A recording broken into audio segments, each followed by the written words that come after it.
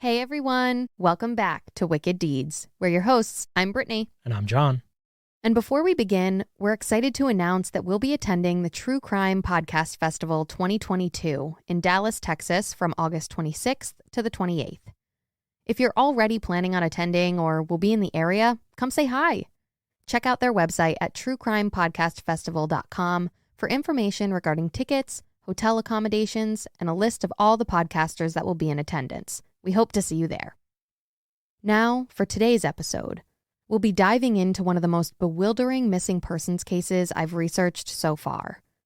When a young woman never returns home from a weekend getaway with friends, the search to find her begins to unravel as investigators come to the realization that what they believe to be true may in fact be fiction. Today's case is about the mysterious disappearance of Vicke Lee Lamberton.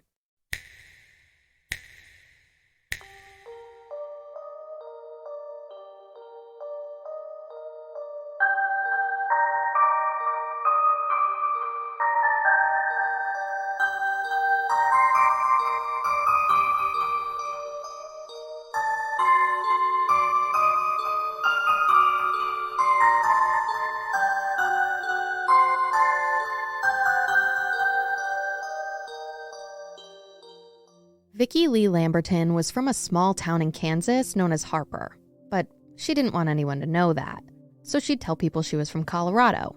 That was a much more glamorous response. She was born Vicke Lee Lockwood, but would go on to meet her future husband, Lowell Lamberton, while working toward her undergraduate psychology degree at school in Nebraska, and Mr. Lamberton had been Vicke's professor. By 1968, the two had fallen deeply in love and decided to relocate to Worcester, Massachusetts, where they married the following year in 1969. Sometime after the couple wed, they moved into an apartment with Vicke's brother, Robert. By late 1973, early 1974, Vicke had been nearing the completion of her master's program in psychology at Assumption College, and with the end in sight, she began working her way through the application process for her doctorate. One can assume that with all this work on her plate, school must have been taking its toll. So when she didn't have her nose in the books, she loved spending her free time at the frog pond on campus and walking through various parks around Worcester. It seems like school wasn't her only stressor, though. She and Lowell had been going through a rough patch, and the troubles between the two were approaching a tipping point. Sometime around January of '74, things between Vicke and Lowell boiled over, and she made the decision to move out of their shared apartment.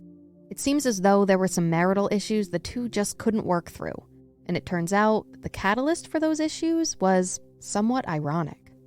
It appears as though, when it came to relationships, that Vicke had a type. Remember how she and Lowell had met? She was one of his students at school. Well, it turns out that some of the tensions between the two of them were caused by a relationship Vicke had formed with one of her new professors at Assumption College, Dr. Roger Barker.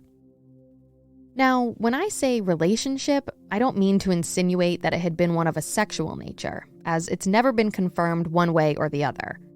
Both Vicke and Roger Barker were married, so this could have totally been a bond built through friendship as opposed to a secretive affair. Either way, it does seem as though the two had grown relatively close. Lowell and Robert had recently seen the two of them shopping together at a local mall. And supposedly, Barker had also driven Vicke up to Columbia University in New York while she was applying for her doctorate program there. Take from that what you will, but we can at least deduce that the two were friendly enough to take a 3 or 4 hour road trip together. I mean, come on. I think we can read between the lines here, which is probably what Lowell did. Think about it. If you had been a professor who fell in love with one of your students, got married, moved across the country, blah, blah, blah, then all of a sudden your wife was talking about or spending time with this other guy who also happened to be a professor, your mind's going to go where it's going to go, and we all know where that is. I know. We can assume all we want, but Vicke's relationship with Barker has never been proven to be one of the carnal variety. Not that that stopped many from thinking otherwise. Regardless, when Vicke left Lowell, she asked Dr. Barker if she could store some of her belongings at his place, to which he obliged, and her items were placed in his garage. There have been rumors that Barker may have helped Vicke move out of her apartment as well, but again, that hasn't been confirmed. It's reported that once she vacated her previous residence, Vicke got herself a small apartment which she kept private from most of the people she knew. I'm guessing that maybe the size of this new place was why she needed to enlist Barker's assistance with storage, but who knows.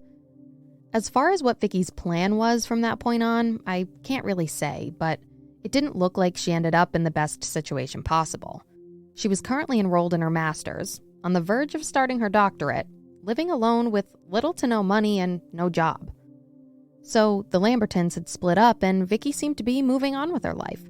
That is, until February rolled around and she decided to give Lowell a call. The two spoke for a while, likely about a variety of things, but most importantly, about the option of getting back together, which seemed like a real possibility at this point. Lowell was on board with the idea and agreed to meet Vicke for dinner after she returned home from her trip. During their conversation, she'd made mention that she was heading up to Maine with a girlfriend for the weekend, but when she got back, they'd catch up. It's not entirely clear what date the two had set, but by the time they hung up, the plans had been made and they would be seeing each other again in the days to come. However, when the time finally came for Vicke and Lowell to get together, she never showed. Aside from the disappointment Lowell was most likely feeling, worry had begun to take over. It seems like Vicke hadn't reached out to him or anyone else since her supposed trip to Maine. So, with the pit in his stomach growing, he started making phone calls. It's been stated that he reached out to several of Vicke's friends, hoping to gain even a morsel of information that could help him find his estranged wife. But as one woman's voice came through the receiver, Lowell's heart sank. He'd gotten in touch with Vicke's companion, who had supposedly traveled to Maine with her. "Why, Lowell, I'm afraid I have no idea what you're talking about. I haven't heard from Vicke in quite some time now. There were never any plans to go up to Maine." Lowell hangs up with Vicke's gal pal. Why would Vicke have lied to me? Could it have something to do with that professor she's been hanging around with? They've been a little too close lately. Things just weren't sitting right for Lowell. He had to figure out what the hell was going on, so he kept reaching out to Vicke's family and friends, but they were no help. No matter though, he wasn't going to give up that easily. Now, a man on a mission, Lowell began his hunt for the truth. His first stop, Assumption College, with his target for questioning, Dr. Roger Barker. He must know something. But as Lowell arrived on campus, he was met by office staff who explained that Dr. Barker was not available. In fact, he wasn't even in the state, never mind the school. Turns out, Barker had apparently gone on his own excursion out west to Colorado and wouldn't be back for over 2 weeks. It's unclear if Lowell had to pry for this information or if the staff members had, for whatever reason, chosen to be remarkably forthcoming with the details of Barker's trip. They went on to explain that the doctor had planned on visiting the Centennial State for a quick weekend getaway with his wife, but while there, he somehow caught pneumonia and ended up hospitalized because of it. Then, for whatever reason, those campus employees decided to reveal that while Barker was still recovering in Colorado, his wife left him behind and returned to Massachusetts, alone. Geez, these people had given Lowell the doctor's whole life story. All they had to say was that he was out of town and he'd be back in a couple weeks. I know! They gave an awful lot of information about this professor to a complete stranger. Hey, who knows? Maybe Lowell was a charmer and that's how he got them talking. But with Barker being unavailable, what's his next step? Was it time to contact police? You'd think that, but no. It doesn't appear as though Vicke was ever reported missing in the early days of her disappearance, not by Lowell or anyone else. Okay, that's odd. So what's the plan then? What happened next? Well, a month had gone by since Lowell's first outing to try and track down Barker when, in March of '74, he decided to take another bite at the apple. This time, though, he didn't plan to swing by the college. Instead, Lowell thought it more fitting to make a house call, and bingo, he was in luck. During their conversation, Barker admitted to Lowell that he'd been storing some of Vicke's property in his garage. Now, it's not clear whether Lowell knew this ahead of time and had been pressing hard for an answer to gauge the doctor's truthfulness, or if Barker just came clean on his own. However, when the topic switched from the storage of belongings to Vicke's whereabouts and apparent disappearance, Barker did all but run away as he tried to distance himself from any relationship he held with the missing girl. He told Lowell that the two barely knew each other and that he had absolutely no idea where she was. From what I've learned so far, it sounds like Barker's lying through his teeth. I mean, didn't he drive her to frickin' New York to visit Columbia? Are we supposed to believe that he had no idea who she was, agreed to drive her, and then sat in complete silence the entire way? Not to mention that Lowell even saw them together at a shopping mall. There's no way he doesn't know her that well. I'm 100% in agreement with that. Not only was he trying to downplay how well he knew Vicke, but supposedly he came forward with the idea that she must have left because she found a new love interest and the two ran away together. It sounds to me like Barker may have been trying to deflect there. He clearly had some sort of tie to Vicke, even if it was just a friendship. So to straight up lie about that, and then put forward other possibilities of why she may be missing, just makes it seem like he was caught off guard while being face-to-face with Lowell and was saying anything to get out of the situation. You're not alone in that belief, but let's move on. There's a lot more to go through. So, as time continued to pass, still nobody had come forward to report Vicke missing. At first glance, that seemed unusual. But as more information regarding Vicke began to surface, it's learned that she had made comments on more than one occasion that may have led her loved ones to believe that she chose to leave her life behind. In an article with the Telegram and Gazette, there was a statement made by Vicke's husband regarding those remarks. He stated, quote, "What she said one time was, 'I'm going to go someplace where nobody knows who I am. That is why I think she's still alive,' end quote." Interesting. I wonder if this was a common theme throughout her life. You said at the start that she used to tell people she was from Colorado instead of Kansas. Yeah, I'm not entirely sure. There isn't much out there about her life as a child, but it could have been something that came about as she got older and started caring about what people thought about her. By the time 1975 rolled around, with Vicke still not being seen or heard from, it's reported that her two brothers, Robert and Brent, decided it was time to collect their sister's belongings from Dr. Barker's home. They probably figured that after an entire year had passed without having any contact at all, she most likely wasn't coming home. Once the Lockwood brothers had arrived at the Barker residence, they began loading up their sister's abandoned possessions. There's not much information regarding any discourse that took place between the men, outside of the doctor echoing his previous statements of not knowing Vicke very well. After Robert and Brent had collected the last bits of property, they said goodbye to Dr. Barker and made their exit. At this point in the story, you might be expecting that surely now, with more of Vicke's friends and family becoming involved in whatever the heck was going on, that someone would have alerted police and a full-blown investigation would be underway. But still, that wasn't the case. It seems like the underlying belief that Vicke could have left of her own volition was shared by more than just Lowell. But as time continued to pass, her brother Robert became more suspicious of the details surrounding Vicke's absence, eventually becoming consumed with the idea of finding her. In a Telegram and Gazette article written on Vicke's case, it stated, quote, "The search for answers about Mrs. Lamberton's whereabouts became an obsession for one of her brothers, Robert Lockwood," end quote. The passage goes on to explain how Vicke's other brother, Brent, felt about Robert's fixation on her case. Brent Lockwood stated, quote, "My brother worked tirelessly on this. He was still working on it the day he died. I really don't think she's alive, but who knows? I wouldn't rule it out," end quote. With Robert's time being spent pondering the mystery of Vicke's disappearance, his mind plagued by the various scenarios that could have taken place, a glimmer of hope finally peeked through the clouds, bringing with it some potential news of the missing woman's whereabouts. It's been reported that after Vicke had vanished, an anonymous caller spoke with a farmer that lived near the Lockwoods' old home in Harper, Kansas, which they no longer resided in. This nameless caller stated that they knew where Vicke was and that she'd moved to Europe. Just before hanging up, they requested Lowell Lamberton's contact information, in all likelihood, so that they could reach out to him as well. Based on how a portion of that Telegram and Gazette article was written, it appears as though Lowell did receive a similar call sometime after the farmer. Then, we can suspect that Lowell most likely told Robert about the whole thing, knowing that he'd been trying to find Vicke. Were you able to find out if that anonymous caller was a man or a woman? That would be helpful in narrowing down the possibilities of who this person could have been. I searched everywhere for something that may give a hint one way or the other, but it doesn't look like anyone ever mentioned it. Not to reporters, at least. But Vicke's brother Robert seems to believe that this mysterious caller may have actually been his sister. It's funny you say that because that's exactly where I was going.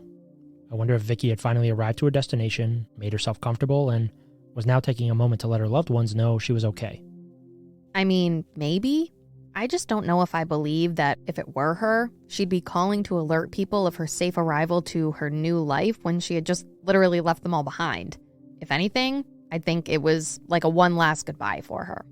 Yeah, I'm not saying that this would have been her trying to reconnect with anyone. More like, in a moment of weakness, feeling bad for what she did, she could have wanted to tell the people that had been worrying about her that she was okay, before moving on with her new life. Well, say that's what you consider to be true.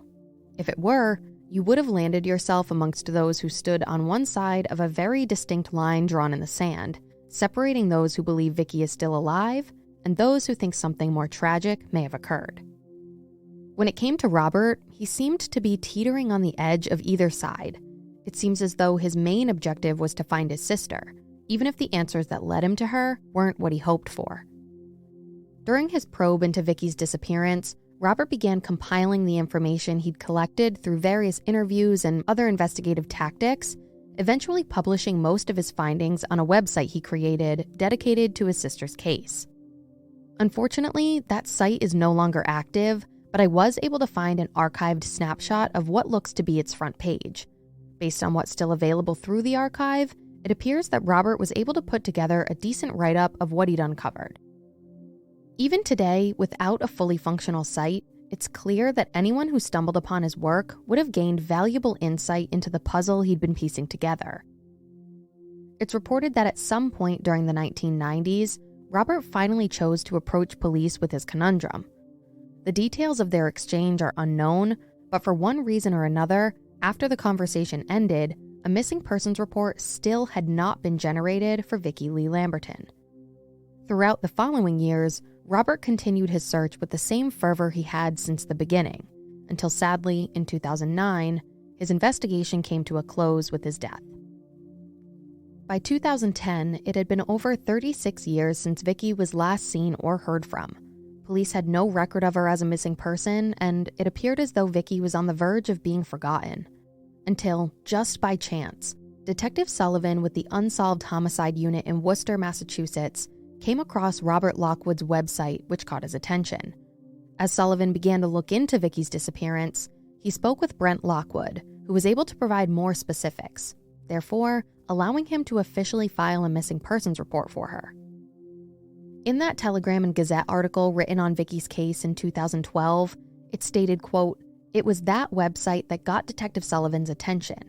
The case made it to the pages of the Doe Network, and there's a profile on the National Missing and Unidentified Persons System," end quote. As authorities began delving into Vicke's case, they understood that they were at a serious disadvantage because of all the time that had passed. But fortunately for them, they had Robert's website, along with everything else he may have uncovered along the way, to get them started. Remember that whole situation regarding the anonymous caller who told that Kansas farmer about Vicke supposedly moving to Europe? Well, according to the current investigators, they were able to debunk these claims. Based on information provided by Interpol, authorities were able to determine that Vicke Lamberton had never moved or traveled to Europe during that time. The next lead investigators worked to rule out was regarding a woman who lived in Missouri. Detective Sullivan explained in an article with the Telegram and Gazette that this female in question shared the same name as the missing woman, and their social security numbers and dates of birth were eerily similar. According to the same article, quote, "That woman assured him she was not the person police were seeking," end quote. Based on this, it seems as though investigators were satisfied with the woman's response and moved on to the next phase of their investigation. Do you have any idea how that interaction went down? I'd like to assume it wasn't just like, "Hey, are you the same Vicke Lee Lamberton that might have ran away from her life almost 40 years ago?" And then they just left her alone when she said no. I'm interested in knowing what other avenues they went down to be sure this wasn't the person they were looking for. Like, did they ask her to submit DNA for testing or anything like that? Based on what's been published, it seems like the lady just said, "Nope, it's not me," and police moved on. But, for all we know, maybe more was done and just never reported on. But regarding DNA testing, if she doesn't consent to giving it, can authorities even push for that? I mean, it might look sus if she declined, but she has the right to refuse it, doesn't she? She does, and honestly, suspicious or not, I wouldn't have a problem with her declining. As much as I believe she should have been asked to submit it, If I had been in her shoes, I'd decline it. I don't need anyone running around with my DNA but me. True.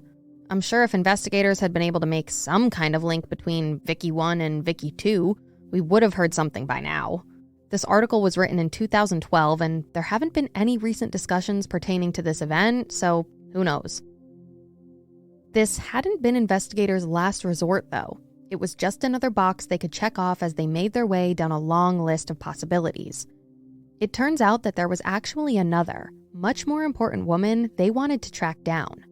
One that Robert had spoken to early on in his search, and who had a fairly strong connection to Vicke. A report from the Telegram and Gazette outlined authorities' position, stating, quote, "There is one woman they believe holds some answers. Her name is Ann Larson, Ann Lawson, or Ann Carson. That woman was a confidant of Mrs. Lamberton," end quote. Detective Sullivan confessed in that same article, quote, "That's someone that we would desperately like to interview. She seems to hold all the cards," end quote.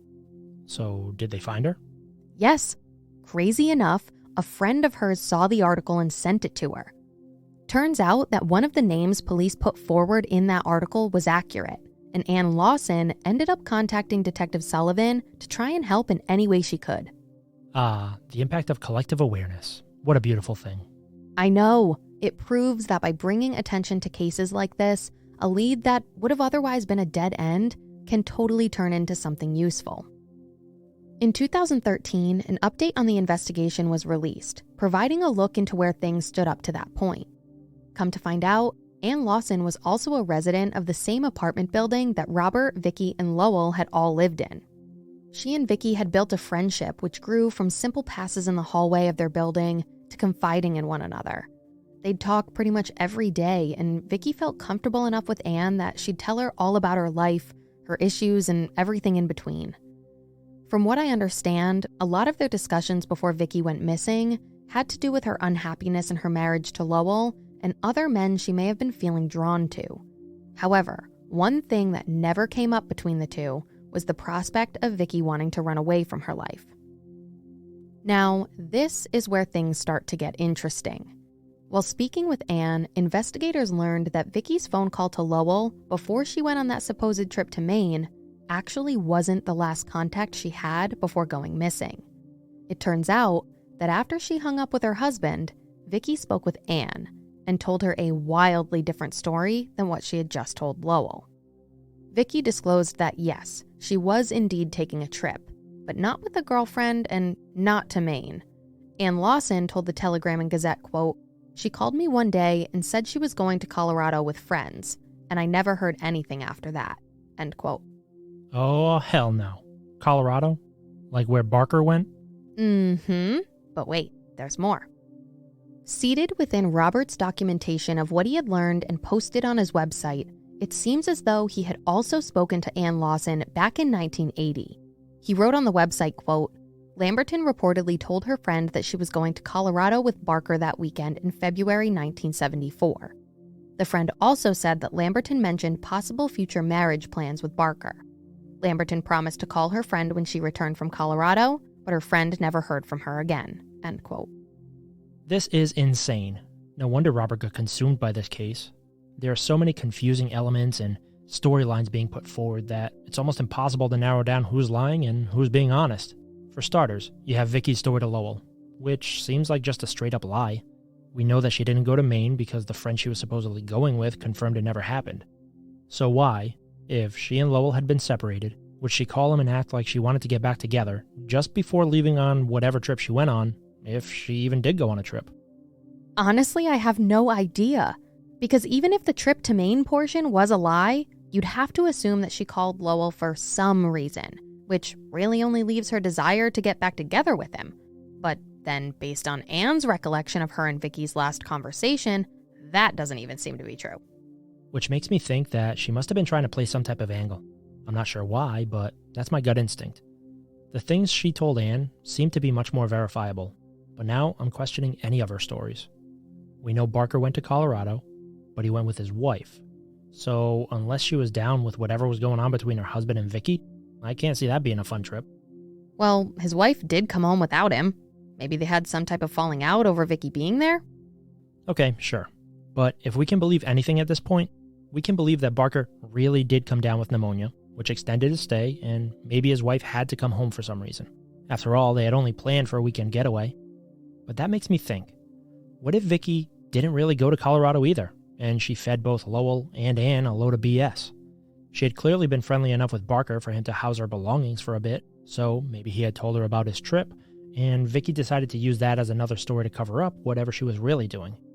Because it doesn't make sense that she'd call Lowell out of the blue and tell him that whack story for no reason. I just feel like she was up to something. Wait, so are you saying you're starting to lean towards the idea that she planned to leave her life behind? I'm not really sure. I think I could still be swayed either way, based on more evidence. But this whole revelation certainly has me thinking. I will say, though, that I haven't totally dismissed the possibility of Barker being a villain just yet. I know, I keep getting pulled back and forth. I feel like my head's been spinning this entire time I've worked on the case. There are so many what-ifs. Like, what if the story Vicke told Ann was 100% true, and she did go to Colorado with Barker, only to never return? Was that her plan? Or did something bad happen while they were there, and that's the reason nobody's ever heard from her again? Well, regardless of what the plan was, Ann Lawson said that she expected to hear from Vicke at some point. Even if Vicke masterminded this whole getaway scheme, Ann felt as though their friendship was strong enough that she'd stay in contact. She told the Telegram and Gazette, quote, "I thought it was strange that she never called me," end quote. In one respect, I can see where she's coming from. But you have to think, if someone is trying to leave their life behind, no matter how close you were, it's all or nothing. You can't keep one friend from your old life when you're trying to start from scratch. That's exactly what I was thinking. I totally get feeling betrayed and like your friend left you high and dry. But if Vicke's plan all along was to up and leave, she would have planned to leave everyone behind, including Ann. I agree with that. And the further we get into this, the more I disagree with my statement earlier about the person who called the farmer possibly being Vicke. Hell, the further we get into it, the more I disagree with the things I just said 2 minutes ago. And that seems to be a common occurrence with mostly everyone who looks into Vicke's disappearance. Like I said before, there's a pretty clear line in the sand separating those who believe Vicke is dead and those who think she ran away and is living a normal, happy life somewhere else. But I wouldn't doubt that if some new piece of evidence were to pop up, that a person belonging to one of those two factions could easily swap sides because of it. And I think that's part of the problem in this case. There's not enough verifiable evidence to convince the majority of people that one conclusion is more plausible than the other. There have been a variety of scenarios tossed around throughout the years by those who think Vicke met with foul play and is now deceased. One of the more promising leads that investigators worked had to do with her possible connection to a 1974 Jane Doe dubbed the Lady in the Dunes. This Jane Doe had been found along the beach in Provincetown, Massachusetts, and was said to have similar physical characteristics to Vicke.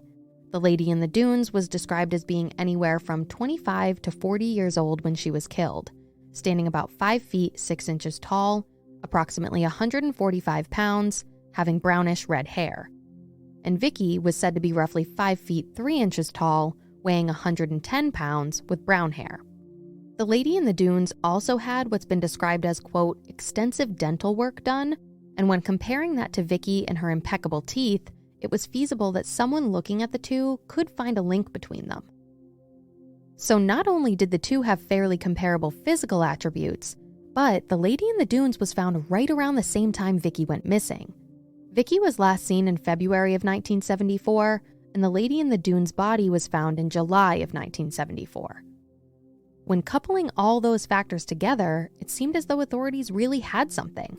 Sure, the characteristics weren't a perfect match, but they were relatively close. Close enough, in fact, that investigators went on to conduct various tests in hopes of both identifying a doe and finally having a strong foothold when moving forward with Vicke's case. However, after their testing was completed, a statement was released declaring that Vicke Lee Lamberton had not been found, and the Lady in the Dunes remained unidentified. With their hopes of linking the two women dashed, investigators were sent back to the drawing board. Aside from this once promising lead, there's been a variety of speculation as to who could have harmed Vicke if she had indeed met foul play. One idea being that she could have had the unfortunate luck of crossing paths with a serial killer during her travels. I know. It feels like everyone tries to tie missing persons cases to serial killers, regardless of whether there's evidence to point in that direction or not. But when considering everything in Vicke's case, I don't think it's that outlandish. Sure, it might not be outlandish, but if you investigate based on those standards, you're never going to solve anything. Even though we don't have a ton of information to work with, I'd say that we have enough to say that whatever happened had something to do with one of the characters we've already talked about, and not some shadowy figure that'd been lurking in the dark.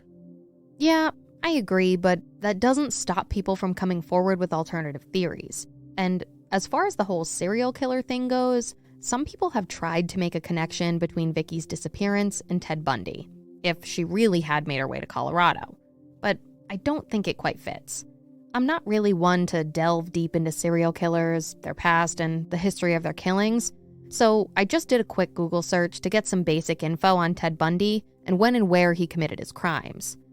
Based on what I was able to uncover in this brief search, it seems to me like he was in the Washington and Oregon areas during the time in which Vicke disappeared. He didn't make his way to Colorado until 1975, a full year after she went missing. Yeah, I wasn't expecting some type of connection being made there. I know, it's far-fetched. Even taking Bundy out of the equation, the possibility of Vicke crossing paths with someone like him is still probably less than that of someone she already knew being involved in her death. Which brings us back to the dubious doctor.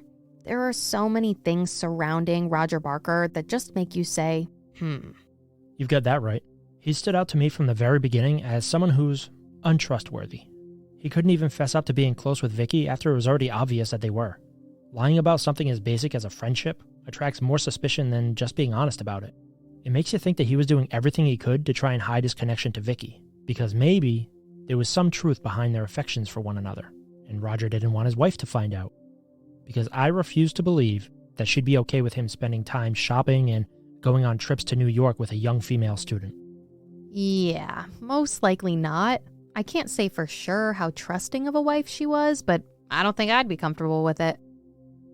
At one point, I thought about the possibility of Barker's wife maybe being friends with Vicke, but when you get down to it like you did, it's definitely possible that he had done everything he could to keep his wife in the dark. And what about the whole Colorado trip? The employees at Assumption told Lowell about it, and Barker admitted to going with his wife. Then we have the story about how Vicke was going with Barker and there were plans of marriage. So if all of those things are true and accurate, and the three of them ended up there together, then what the hell happened to Vicke in Colorado? Well, I think multiple things could have happened, but just based on what we know, it's gotta be one of two things. Either she was killed, or she used that trip with Barker as an opportunity to run away. After all, she used to tell people she was from Colorado. Maybe she saw this trip as a means to an end? But what keeps me hesitant to buying into anything related to Colorado is that, sure, it's been part of every narrative published regarding Vicke's case, but I haven't found anything stating that authorities have confirmed that the trip actually took place. There's been so much deceit every which way you look that I'd like to have some type of verification that Colorado is something worth looking into. I wonder if investigators cross-referenced hospital or travel records just to make sure this wasn't another lie from Barker. And if this trip did really take place and Vicke was along for the ride, you have to open up the option of foul play not being a factor. Like I said, based on what we know, if death isn't a factor here, then the potential for Vicke running away is. I mean, hell, every negative thought we've had about Roger Barker could be totally misplaced. Maybe the lies he told attempting to diminish his friendship with Vicke were put out there because he'd helped her, and not because he'd done something terrible to her. I think if that were the case, then this could lend credence to the idea of Vicke also having a friendship with Barker's wife, which could have given her the ability to employ the couple's assistance in her getaway. This could have been something Vicke had in the works for years. Perhaps she had lofty aspirations and wanted more out of life. It has been rumored that she had a rough childhood, which might be why she'd lie about where she was from. But one of the first questions I asked myself when considering the idea that she chose to run off is, why would she have attended college for years to obtain her master's degree in psychology, spend all this money on that degree, and even apply to the doctorate program in New York just to leave it all behind? I don't think there's a great answer for that. If anything, that would probably make you think otherwise. But if I had to come up with some type of reasoning behind it, then I'd say maybe she had taken out student loans for all of her schooling, and now that she'd completed her master's, leaving and changing her identity was a way to avoid any debt while keeping the knowledge she'd gained. Well, okay then. I certainly didn't think of that, but it does make sense. At first glance, I thought there was no way she'd leave behind all that hard work, but she was an ambitious girl with a master's in psychology, and based on photos I've seen of her, she had the ability to change her looks like a chameleon. So she had most of the tools necessary to live a new life back in the 70s. You got that right. Not only did she have a vast knowledge of how people think and act, but if you showed me those pictures of her and said they were 3 different people, I'd have no reason to think otherwise. I don't know if that was her intent, but this chick was like a freaking master of disguise. We'll have the images on our website so you can check them out. And here we are, the end of our story up to this point, left with more questions than we started with. A giant mystery that may never be solved. Even Detective Sullivan remains bewildered, stating, quote, "We truly don't know if she disappeared, just wanted to start her life anew, or she ultimately was killed." So, what do you think? Was Vicke murdered? Or did she manage to pull off the perfect vanishing act? If you have any information regarding the whereabouts of Vicke Lee Lamberton or any knowledge of what may have happened to her, please contact the Worcester Police Department Detective Bureau at 508-799-8651, or you can text an anonymous tip to 274-638.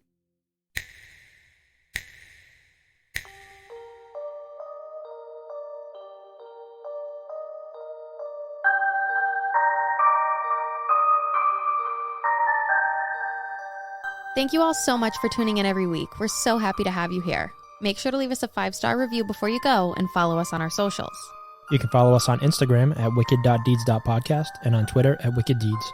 Don't forget to visit our website, wickeddeedspodcast.com, to take a look at any photos from this episode and view our source material. But most importantly, tune in next week for an all-new episode.